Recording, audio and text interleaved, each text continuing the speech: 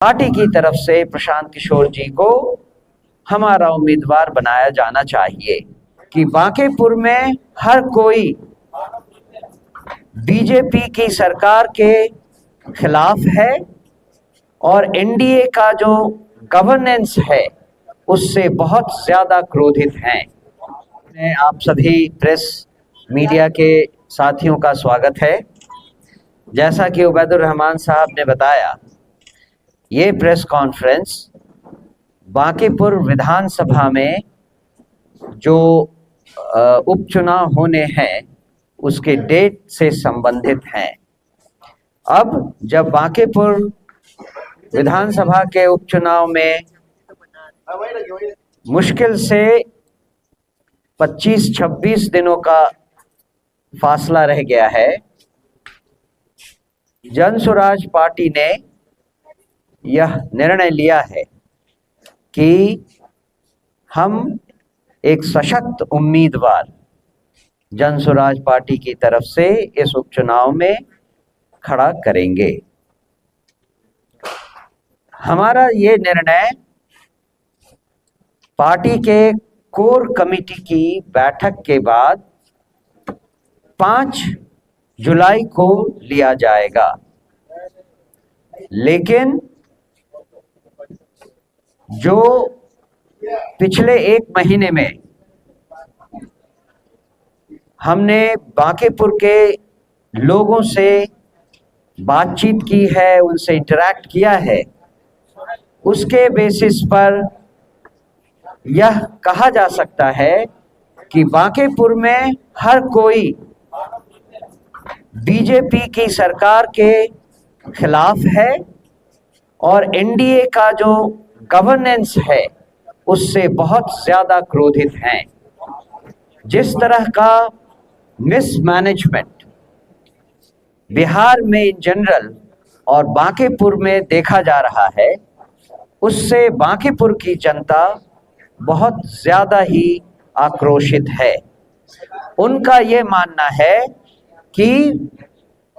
BJP के और NDA की सरकार को एक संकेत देना आवश्यक है कि हम उनके इन गतिविधियों से खुश नहीं हैं। उन्होंने हमसे, जन स्वराज से यह कहा है कि जन स्वराज को इस उपचुनाव में अपना उम्मीदवार खड़ा करना चाहिए और उनकी मांग है कि जन स्वराज का उम्मीदवार हमारे पार्टी के सूत्रधार प्रशांत किशोर जी ही हों। पार्टी के वरिष्ठ नेताओं और कार्यकर्ताओं का भी यही मत बन रहा है कि इन उपचुनाव में पार्टी की तरफ से प्रशांत किशोर जी को हमारा उम्मीदवार बनाया जाना चाहिए। इस संबंध में जो आवश्यक निर्णय है उनकी घोषणा कोर कमेटी में इनको डिस्कस करने के बाद ही की जाएगी और ये निर्णय आपको 5 तारीख को बताया जाएगा। मैं चाहता हूं कि इसके बारे में विस्तृत जानकारी हमारे पार्टी के वरिष्ठ नेता पूर्व एमएलसी रामबली चंद्रवंशी जी, जो कि बांकीपुर विधानसभा के उपचुनाव में हमारी पार्टी की तरफ से चुनाव प्रभारी हैं, वो आपसे 2 शब्द कहें। रामबली जी। धन्यवाद। जैसा कि आपको अध्यक्ष जी ने बताया कि पिछले 1-1.5 महीनों से जन स्वराज पार्टी के कार्यकर्ता और नेता इस विधानसभा के अंतर्गत आने वाले 24 वार्ड में भ्रमण किए और सिर्फ भ्रमण ही नहीं किए बल्कि हजारों मतदाता, लाखों मतदाता भाई बहनों से संपर्क किए और सब लोगों की एक ही पीड़ा थी कि जो 35 और 40 वर्षों से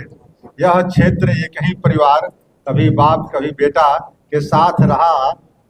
उसे बदलाव के पक्ष में लोग थे। लेकिन बदलाव के लिए हर जगह से एक ही आवाज आ रही थी, यानी कि यहाँ की मतदाता भाई और बहनों की इच्छा और आकांक्षा सिर्फ इसी में परिलक्षित हो रही थी कि आप अपने नेता प्रशांत किशोर जी को बांकीपुर से उतारिए। यह बात इतनी तेजी से लोगों ने कहा कि अगर आप प्रशांत किशोर जी के उतारेंगे तो हम लोग जाति से ऊपर उठ करके, धर्म से ऊपर उठ करके, हिंदू मुसलमान से ऊपर उठ करके, और यहाँ तक कि कुछ साथियों ने यह भी कहा कि हम पार्टी से भी ऊपर उठ करके, यानी जो भारतीय जनता पार्टी या जो सहयोगी पार्टी के लोग हैं, उन लोगों ने भी आश्वस्त किया कि आप प्रशांत जी को उतारिए। बिहार की जनता और खास करके बांकीपुर के मतदाता बदलाव के पक्ष में है। तो इस आशय का निर्णय वैसे तो हम लोग लेंगे कोर कमेटी की बैठक में, लेकिन जनता की इच्छा और आकांक्षाओं को ध्यान में रखते हुए हम लोगों ने भी मन बनाया है कि आगामी विधानसभा जो बांकीपुर का है, क्योंकि अब अधिसूचना निर्वाचन आयोग ने जारी कर दी है, तो इसकी जो विधिवत जो कोर कमेटी की बैठक है हम लोग 4 तारीख को करेंगे और 5 जुलाई को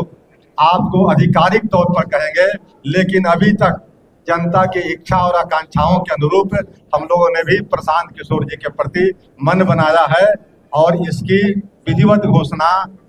5 जुलाई को हम लोग करेंगे